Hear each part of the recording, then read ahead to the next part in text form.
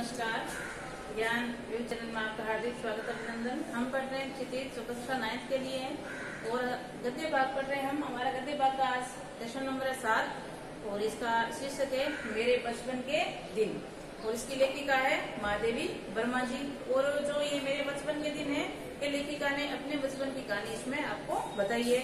किस प्रकार क्या लड़कियों की दशा थी, कैसे इनका बचपन कैसे बीता, क्या क्या कठिनाइयां वो लड़कियों ने सही इसने नहीं सही, और ये सारी कहानी हमें आज बताएगी। तो सबसे पहले हम लेखिका जी का परिचय देते हैं और उसके बाद में इसका जो संस्मरण है या इसकी यादें हैं उनको हम पढ़ेंगे। तो सबसे पहले हम जन्म देखें तो महादेवी जी का जन्म होता है सन 1907 ईस्वी के अंदर और स्थान का नाम उत्तर प्रदेश के फरुखाबाद शहर में इनका जन्म होता है। इनकी मुख्य रचनाएं काफी प्रसिद्ध रही है, जैसे या रश्मि, मिर्जा, यामा, दीपसका आदि कई इनकी रचनाएं जो काफी प्रसिद्ध हुई है। और इसके उपन्यास भी हैं, कई कहानियां भी हैं, जैसे गिल्लू वगैरह भी हम पढ़ते हैं, वो महादेवी वर्मा द्वारा ही रचित हैं। और इनको पुरस्कार भी मिले हुए हैं, जैसे ज्ञानपीठ पुरस्कार और पद्म भूषण। और इनका हम निधन देखें तो इनका निधन होता है सन 1987 ईस्वी के अंदर। तो ये तो था हमारे लेखिका जी का जीवन परिचय। अब हम इनका जो आपके आज अध्याय दे रखा है मेरे बचपन के दिन, उनको शुरू करते हैं। तो चलो, बचपन की स्मृतियों में एक विचित्र आकर्षण होता है। लेकिन कहती हम जब बचपन को याद करते हैं तो एक नया अनुभव या अलग ही अनुभव देखने को मिलता है। यही लेखिका को महसूस हुआ है। कभी कभी लगता है जैसे सपने में सब देखा होगा, परिस्थितियां बहुत बदले जाती है। मतलब जब हम बच्चे होते हैं तब अलग होती है और जब बड़े हो जाते हैं तो कई प्रकार की जिम्मेदारी आ जाती है जिससे हमारी परिस्थितियां बदली जाती है। अपने परिवार में कई पीढ़ियों के बाद उत्पन्न हुई मेरे परिवार में प्राय 200 वर्षों तक कोई लड़की नहीं हुई थी। मतलब लेखिका कहती है तो मेरे परिवार में काफी पीढ़ियों बाद पैदा हुई हूँ, लगभग 200 वर्षों तक हमारे परिवार में कोई कन्या नहीं उत्पन्न हुई। और सुना है उनसे पहले लड़कियों को पैदा होते ही परम धाम भेज देते थे। परम धाम मतलब ईश्वर के पास, मतलब लड़कियां जैसे ही पैदा होती उनको मार दिया जाता था। फिर मेरे बाबा ने बहुत दुर्गा पूजा की, हमारी कुल देवी दुर्गा जी है। मैं उत्पन्न हुई तो मेरी बड़ी खातिर हुई और मुझे ये सब नहीं सहना पड़ा, क्योंकि लेखिका ने पहले ही बता दिया है कि मेरे परिवार में कई पीढ़ियों तक कोई कन्या उत्पन्न नहीं हुई थी। लगभग 200 वर्षों बाद लेखिका जी का जन्म हुआ है। तो कहते हैं कि जैसे ही मेरा जन्म हुआ और इनकी जो कुल देवी थी दुर्गा मैया, उनकी काफी पूजा अर्चना करने के बाद ये प्राप्त हुई है, तो इनका बड़ा खातिरदारी की गई। और बाकी लड़कियों को जो सहना पड़ता था वो लेखिका को नहीं सहना पड़ता। इससे लेखिका का क्या तात्पर्य है, जैसे आपने बताया कि जो परंपराएं थी कि बालिका को जन्म देते ही मार दिया जाता है, तो ऐसी परंपरा से लेखिका को नहीं गुजरना पड़ा था। आगे परिवार में बाबा मतलब अपने पिता को कहती है, तो बाबा क्या चाहते हैं, फारसी और उर्दू जानते थे। जो उनके पिताजी थे वो 2 भाषाओं के जानकार थे, फारसी और उर्दू के। पिता ने अंग्रेजी भी पढ़ी थी, मतलब 3 भाषाएं उनको हो गई, लेकिन हिंदी का कोई वातावरण नहीं था। इनके पिताजी 3 भाषाओं के जानकार थे, जैसे फारसी, उर्दू और अंग्रेजी, लेकिन हिंदी का इनके घर में विशेष कोई वातावरण नहीं था। मेरी माता, लेखिका की माँ का कह रही है, मेरी माता जबलपुर से आई तब अपने साथ हिंदी लाई। मतलब लेखिका की जो माँ थी वो हिंदी से परिचित थी, इसीलिए लेखिका कहती है जब मेरी माँ आई तो वो जबलपुर के साथ आती हिंदी लेकर आई। वो पूजा पाठ बहुत करती थी। पहले उन्होंने मुझको पंचतंत्र पढ़ना सिखाया था। लेखिका कहती है कि वो पूजा पाठ में बड़ा विश्वास करती थी और हिंदी के अंदर सबसे पहले हमें पंचतंत्र पढ़ने को मेरी माँ से ही मिला था।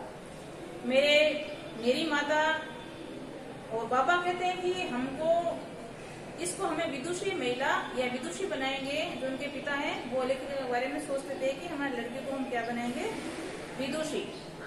मेरे संबंध में उनका विचार बहुत ऊंचा रहा, इसलिए पंचतंत्र पढ़ा, मैंने संस्कृत भी पढ़ी। ये अवश्य जानते हैं कि मैं उर्दू फारसी सीख लूं। ये उनके बाबा जो पिता थे वो ये जानते थे कि ये उर्दू और फारसी सीख ले, लेकिन वे मेरे बस की नहीं था। जो लेखिका थी उनको उर्दू और फारसी सीखने का मन बिल्कुल नहीं था, इसलिए लेखिका मेरे बस की बातें नहीं थी। लेखिका कहती है कि मैंने जब एक दिन मौलवी साहब को देखा तो बस दूसरे ही दिन चारपाई के नीचे जा छिपी। उनके पिताजी थे, उन्होंने अपनी पुत्री को पढ़ाने के लिए घर पे ही मौलवी को बुलाया था और जैसे ही लेखिका वो मौलवी दिखते या नजर आते तो वो उनसे ना पढ़ने के कारण वो चारपाई के नीचे छिप जाती। दूसरे दिन जब पंडित जी आए तो संस्कृत पढ़ाने, माँ थोड़ी संस्कृत जानती थी, गीता में विशेष रुचि थी, पूजा पाठ के समय भी बैठा करती थी, वो संस्कृत सुनती भी थी। लेकिन जैसे उसने हिंदी सीख ली थी, अंग्रेजी सीख ली थी और माता से संस्कृत के बारे में कुछ जानकारी प्राप्त करती थी, जैसे पूजा पाठ करती थी या भागवत वगैरह पाठ करती थी, तब ये पास में उनकी माता जी के बैठती थी। तो धीरे धीरे लेखिका को संस्कृत के प्रति रुचि आने लगी। उसके उपरांत उन्होंने मिशन स्कूल में रख दिया गया, मुझको मतलब पढ़ने के लिए मिशन स्कूल में डाला गया है। तो मिशन स्कूल के वातावरण दूसरा था, प्रार्थना दूसरी थी, मेरा मन नहीं लगा, वहाँ जाना मैंने बंद कर दिया। जाने से रोने धोने लगी। तब मुझे नई गर्ल्स में स्कूल में डाला गया है, गर्ल्स कॉलेज में डाला गया, जहाँ 5वें दर्जे में भर्ती हुई। वहाँ का वातावरण बहुत अच्छा था और उस समय हिंदू लड़की भी थी, ईसाई भी थी और हम लोग एक ही साथ या एक ही मेस में खाना खाते थे और उस मेस में प्याज तक नहीं बनता था। वहाँ छात्रावास के हर एक कमरे में हम 4 छात्राएं रहती थी, जिसमें से पहली की साथी सुभद्रा कुमारी मिली। लेखिका अपने छात्रावास या बचपन में जिस स्कूल ने उन्होंने अध्ययन किया है वहाँ की बात बताई जा रही है। तो कहते हैं कि हम प्रत्येक धर्म की वहाँ लड़कियां पढ़ा करती थी और हम 4 साथी या 4 लड़कियां एक रूम में साथ में रहती थी। तो लेखिका कहती मेरी सबसे पहले जो साथी थी मतलब साथी थी वो कौन बनी है? सुभद्रा कुमारी। 7वें दर्जे में से मुझे 2 साल सीनियर थी, मतलब वो ये 5वीं दर्जे में एडमिशन लिया था और सुभद्रा जी वो 7वें दर्जे की थी, मतलब 2 साल उनसे सीनियर थी। मैं कविता लिखती थी और बचपन से ही तुक मिलाया आया करती थी। जो इनकी जो शैली बनी है सुभद्रा जी, वो कविता लिखने की शौकीन थी और तुकबाजी करके या तुक मिलाकर वो कविता लिखा करती थी। बचपन में माँ लिखती थी, पद भी गाती थी और लेखिका तो जो ये महादेव वर्मा जी है उनको भी बचपन से ही माँ के साथ रहकर या माँ के साथ कविता लिखते देखकर तुकबाजी बनाकर उन्होंने बचपन से ही कविता लिखना सीख लिया था या तुकबाजी मिलाकर कविता लिखना सीख लिया था। पद भी गाती थी, मीरा का पद विशेष रूप से गाती थी। ये माँ की बात बता रही है कि मेरी माँ है, वो बचपन में कुछ कविता वगैरह भी लिखती थी और गाती थी, जिसमें मीरा के पद विशेष रूप से वो गाया करती थी। और सवेरे जागिए कृपा निधि पंछी बन बोले, ये उनकी गाने की एक पंक्ति बताई गई है कि इस प्रकार का वो गाती थी। मतलब जागिए सवेरा हो गए कृपा निधि पंछी बोलने लगे, मतलब पक्षी बोलने लगे, ये सुना जाता था। परबाती गाती थी, शाम को मीरा का कोई पद गाती थी। सुनाकर मैंने ब्रज भाषा के लिखना प्रारंभ कर दिया। आपने पढ़ा होगा मीरा का जीवन परिचय मीरा के बारे में, तो मीरा के जितने भी लगभग पद है वो ब्रज भाषा के अंदर है। तो लेखिका कहती है कि माँ से सुनकर बोलकर देखकर मैंने ब्रज भाषा लिखना पढ़ना कुछ प्रारंभ कर दिया। यहाँ आकर देखा कि सुभद्रा कुमारी जी खड़ी बोली में लिखा करती है, मतलब ब्रज भाषा वाली, तो मैं भी वैसा ही लिखने लगी। लेकिन सुभद्रा जी बड़ी थी, प्रतिष्ठान हो चुकी थी, उसका छिपा छिपा कर लिखती थी। मैं एक दिन उसने कहा महादेव मुझे कविता लिखती हो। अब ये लेखिका है वो सुभद्रा जी को अपनी जो लिखी हुई कविता दिखाना नहीं चाहती क्योंकि वो अच्छा लिखती थी। सुभद्रा जी ये तुकबाजी करके लिखती थी, इसलिए उनको ऐसा लगता था कि कहीं हमारी कविता उनको अच्छी ना लगे, इसलिए वो छिप छिपा कर उनसे दूर रहकर या वो नहीं होती तब ये लिखती थी। एक बार क्या होता है, ये जो महादेव जी कविता है वो सुभद्रा जी को पता चल जाती है। तो महादेव तुम कविता लिखती हो? तो मन में डर के मारे कहा नहीं। अंत में उन्होंने मेरी देश किताबों को तलाश दी और बहुत सा निकाल कर उन्होंने तब से किसी अपराधी को पकड़ लिया हो। मतलब जैसे ही उनको पता चला तो मेरी किताबें ढूंढ आकर वो कविता को पकड़ लिया और सबको ये कहती घूमती पूरे हॉस्टल को बताया गया कि ये भी कविता लिखती है और दोनों में और अच्छी मित्रता हो गई क्योंकि सुभद्रा जी भी कविता लिखते थे और ये महादेवी जी भी कविता लिखते थे, इसलिए दोनों भक्ति दोस्ती हो गई।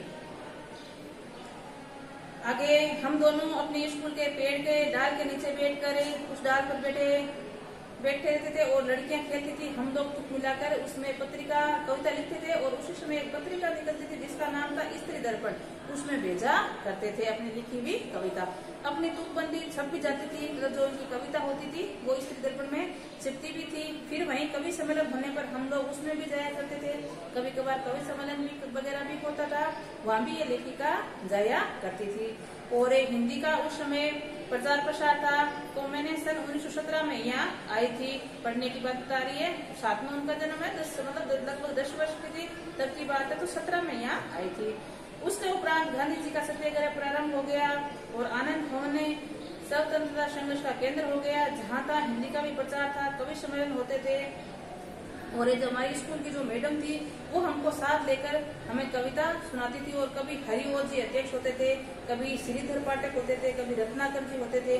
जो कवि सम्मेलन होते थे उनमें ये भाग लेती थी अपनी मैडम के साथ, और वहाँ अलग अलग कवियों से मिलने का मौका भी मिलता था। कभी हरिओं जी होते थे, कभी रत्नाकर जी होते थे, कभी श्रीधर पाठक होते थे, ये सब कवि हैं भवन से। और कभी कोई होता था, कब हमारा पुकार नाम सुनने को आ जाए या पुकार दिया जाए, इसे बेचैनी से हम सुनते रहते थे। मुझको प्रथम पुरस्कार मिलता था, 100 से कम पदक नहीं होते होंगे। हम लगभग जो कवि सम्मेलन होते थे उसमें भाग लेते थे, और लगभग हमारा प्रथम पुरस्कार मुझे मिलता था, और लगभग 100 के जितने हमने पुरस्कार लिए थे। अब एक घटना बताते हैं, देखो अपनी एक बार की घटना याद आती है कि एक दिन मुझे चांदी का एक कटोरा मिला, कविता सुनाने प्रतिष्ठा प्राप्त कर पुरस्कार के रूप में एक चांदी का कटोरा मिला है, और एक बड़ा नक्काशीदार सुंदर, उसकी सुभद्रा नहीं आई थी, सुभद्रा प्राय नहीं आती थी कवि सम्मेलन। मैंने उनका आकर कहा देखो मुझे ये मिला है। महादेवी जी कह रहे हैं कि हम लगभग जाते थे, लेकिन कभी कभार जो इनकी सहेली थी सुभद्रा जी वो उस कविता में नहीं आती थी, तो उस दिन वो सहेली नहीं आई थी।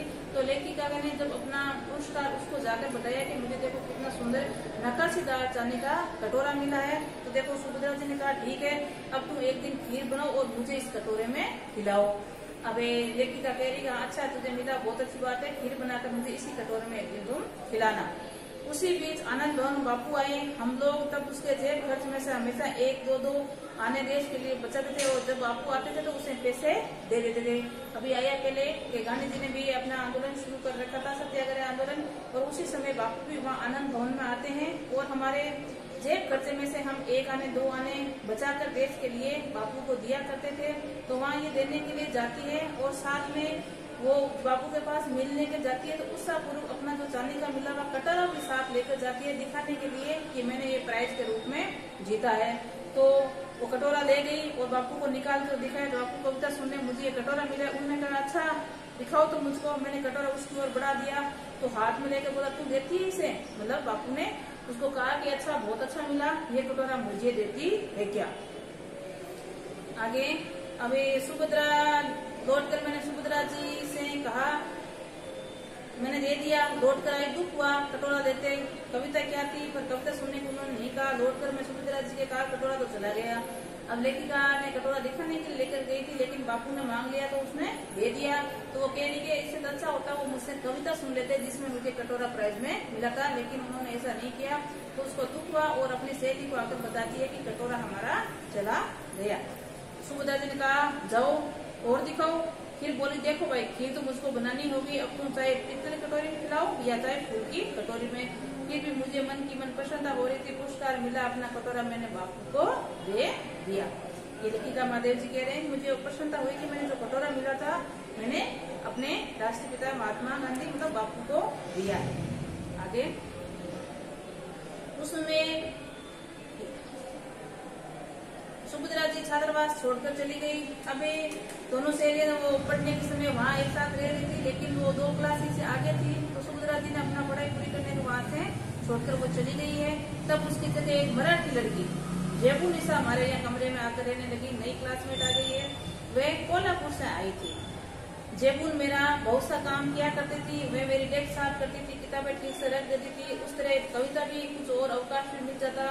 और जयपुर मराठी शब्दों में मिली जुली हिंदी भी बोलती थी, जिससे मुझे कुछ मराठी सीखने को भी मिल गई। मतलब नई शैली आ गई है, वो अच्छी थी। और लेकिन कहती कि मेरा लगभग काम वो कर देती, इसी कारण मुझे समय भी मिल जाता और मैं कविता और अच्छी प्रकार लिख पाती। और जो आई है वो मराठी है, तो मराठी भाषा भी उन्होंने सीखने का मौका मिला है।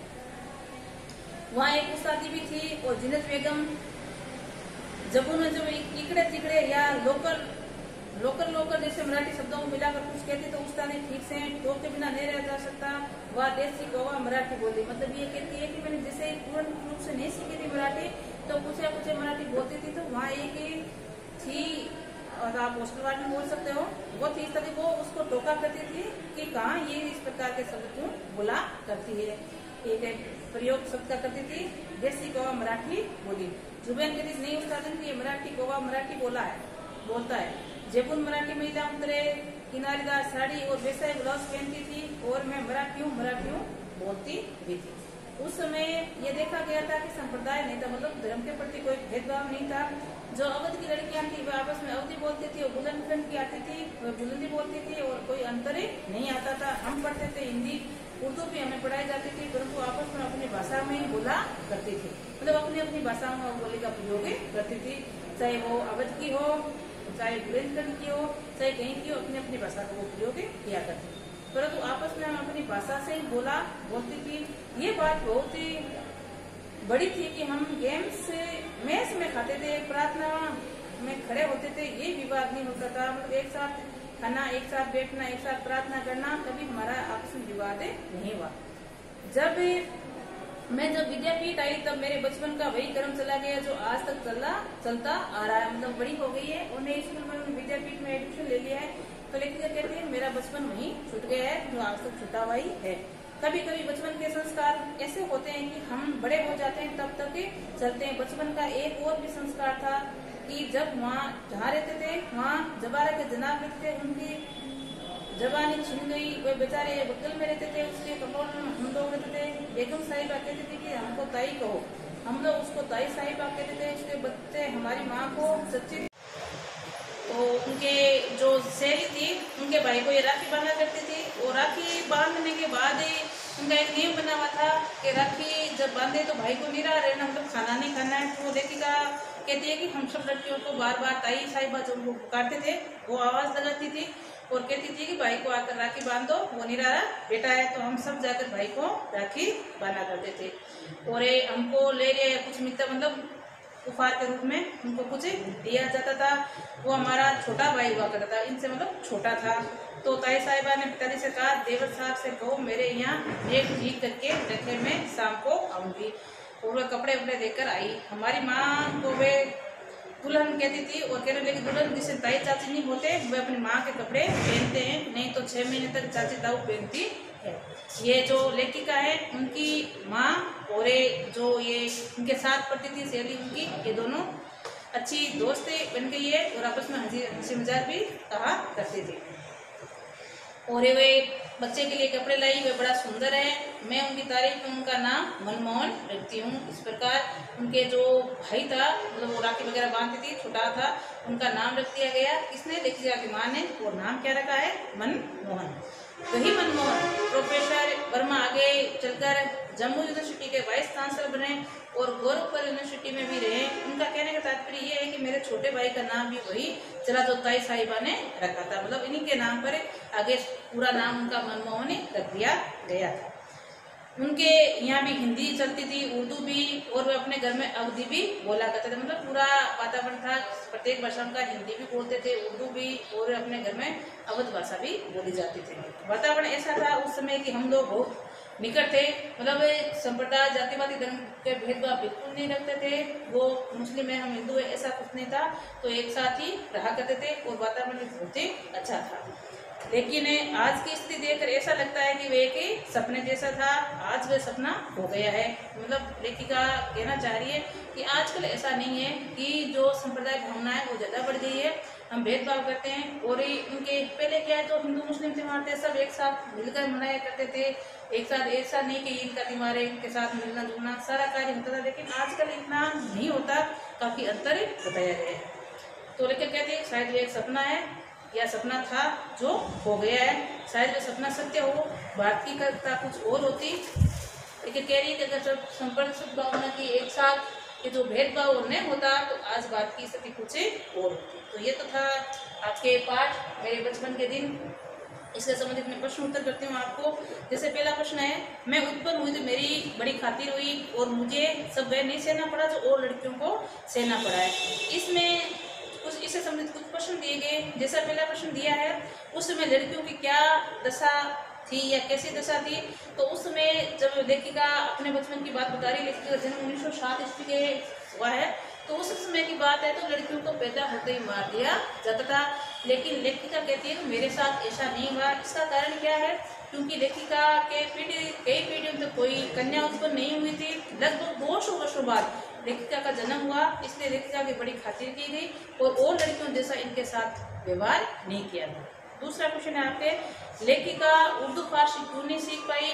लेखिका उर्दू फारसी इसलिए नहीं सीख पाई क्योंकि उनका सीखने में मन नहीं था या चाव नहीं था। और लेखिका के पिताजी जो बाबा कहती थी वो उनको सिखाने के लिए मौलवी रखे गए थे, और जैसे मौलवी को लेखिका देखती और नहीं सीखने के मन से वो चारपाई के नीचे छिप जाती थी, इसलिए लेखिका उर्दू और फारसी नहीं सीख पाई। अभी एक क्वेश्चन आता है, लेखिका की माँ के व्यक्तित्व किन किन विशेषताओं को आपको देखने को मिला या पढ़ा? तो लेखिका की माँ की कई विशेषता हमें देखने को मिली। जैसे वो धार्मिक महिला थी, पूजा पाठ वगैरह करती थी, गीता वगैरह पाठ करती थी, और उसी समय लेखिका को पंचतंत्र पढ़ने या सिखाने का मौका भी मिला और लेखिका को हिंदी सीखने का भी अवसर भी प्राप्त हुआ। और एक संस्कारी महिला थी, इससे ही लेखिका को संस्कार प्राप्त हुए थे। और ये क्वेश्चन आपके और है, तो लेखिका की जो सहेली थी जाबरा और उनके दोनों के बीच में जो पारिवारिक संबंध थे वो बहुत ही अच्छे थे। तो लेखिका कहती है कि सपने जैसा था। तो ऐसा क्यों होता है? क्योंकि लेखिका ये संप्रदाय की भावनाओं को जोड़कर देखती है। तो कहते हैं कि उस समय हम त्योहार एक साथ मनाते थे, एक साथ बैठना उठना खाना पीना खेलना सारे कार्य करता था, किसी प्रकार कोई भेदभाव नहीं था। लेकिन आजकल परिस्थिति है वो थोड़ी भिन्न है, ऐसा संभव बहुत ही कम देखने को मिलता है, इसलिए लेखिका को ऐसा सपना सा लगता है। तो ये थे आपके पाठ के प्रश्न उत्तर, और साथ में मेरे प्रश्न की आदत जो महादेव वर्मा की है हमने पढ़ी, और हमारा पाठ समाप्त हो गया। तो आज के लिए इतना ही, नमस्कार।